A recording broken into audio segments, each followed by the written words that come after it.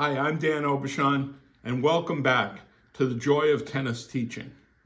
Last week we talked about court awareness, the first foundation of a tennis match. Today we're going to talk about ball awareness, the second foundation. Now, with ball awareness, there's a number of things we want to cover today, and this isn't a complete list by far, but I feel it's the most important one. The first thing is spin. Many players go through their whole tennis career without really understanding or knowing how to hit spin, or more importantly, how to deal with spin.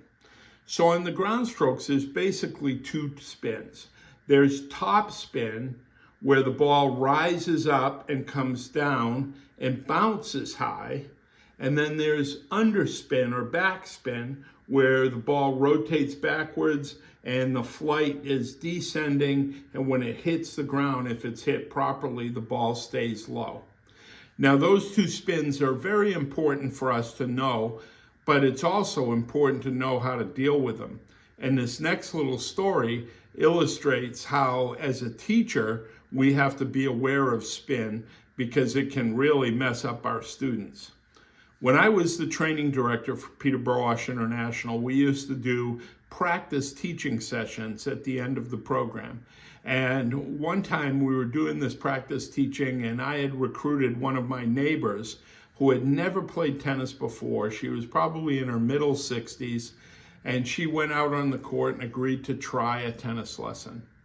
The young pro, I explained it to him, and he handled her perfectly, got her comfortable, did listen, observe, teach, and then decided to start her with mini tennis, which I thought was a great decision. They did wonderfully well at mini tennis, rallied the ball over 25 times, moved back to three-quarters court. Again, wonderful long rallies. He counted 25, 30 times. They decided to go full court. Now, at full court, at first she was just mishitting the ball badly, and he was being very encouraging, and then she started to miss it completely. She was having trouble even making any contact with the racket and the ball.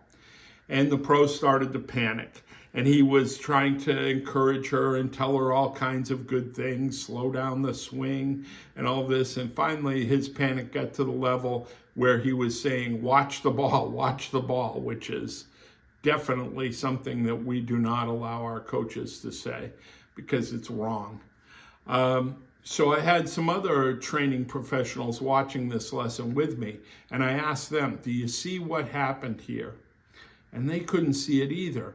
And so when the lesson finished, we got the young pro there and we were doing the review, and I asked him, what do you think happened?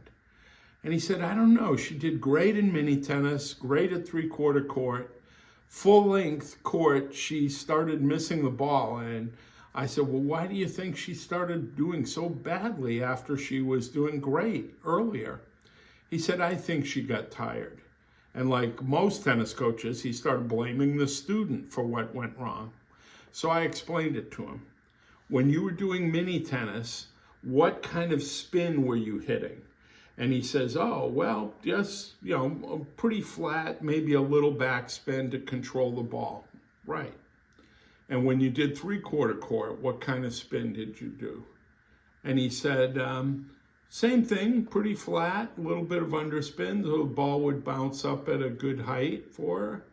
And then I said, when you got to full-length court, and he figured it out before I could even say the words, he said, oh my God, I switched to my normal grip. He had a full Western grip.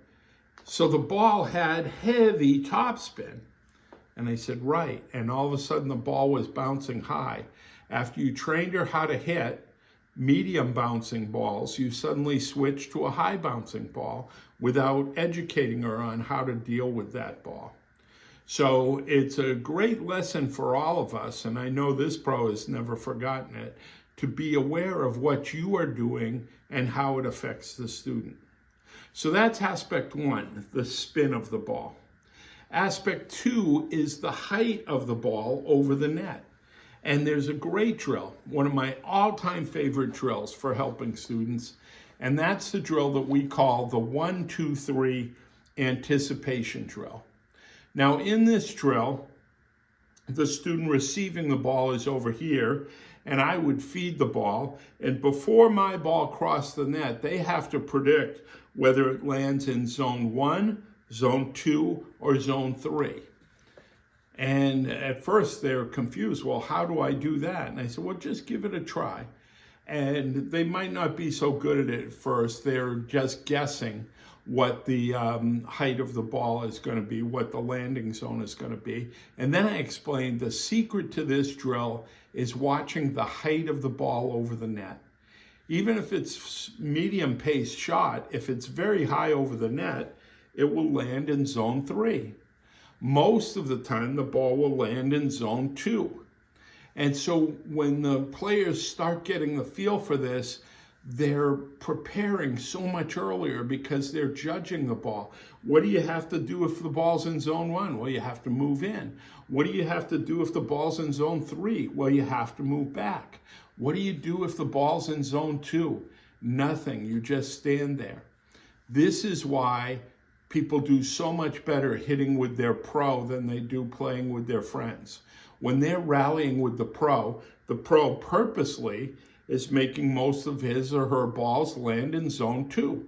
So it's coming right to the students so they don't have to adjust their position too much. Then they go out and play with their friends, and their friends couldn't hit it in zone 2 3 times in a row if you offered them $1 million. The ball's 2, 1, 3, and it's all over the place.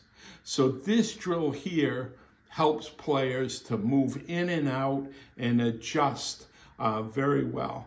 For our viewer, Paul Newman in England, Paul, do you remember that couple you sent to me that you said they were great with you, but they couldn't hit with each other? This drill was the secret to allowing them to hit with each other.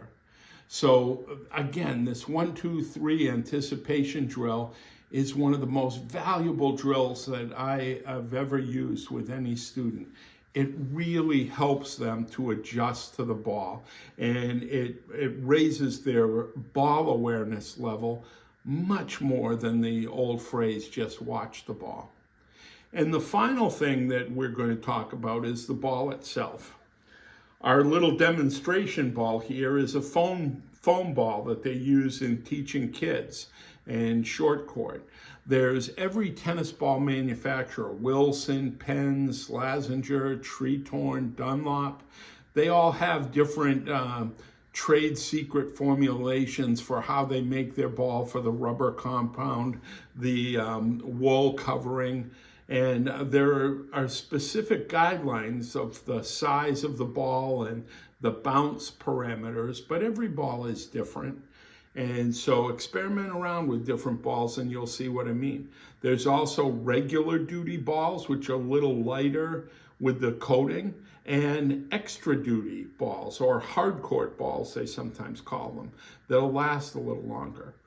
My personal preference of tennis balls, I think by far the highest quality ball on the market, is the Dunlop ball. So Julie, if you're out there, please contact me. I'm desperately in need of ordering some more Dunlop balls. So be aware of the ball. It can make a real difference in how you play. And for those coaches out there, don't be afraid to teach spin to your students, at least how to deal with spin. Thanks very much, and please go out there and enjoy the game of tennis. But before you leave this video, hit that like button, and if you're new to the channel, please hit the subscribe button and go ahead and share this video. We've got a lot of momentum now, and I'm hearing some great things and great comments back from people, and we'd like to grow this channel. So it helps me a lot if you hit those buttons.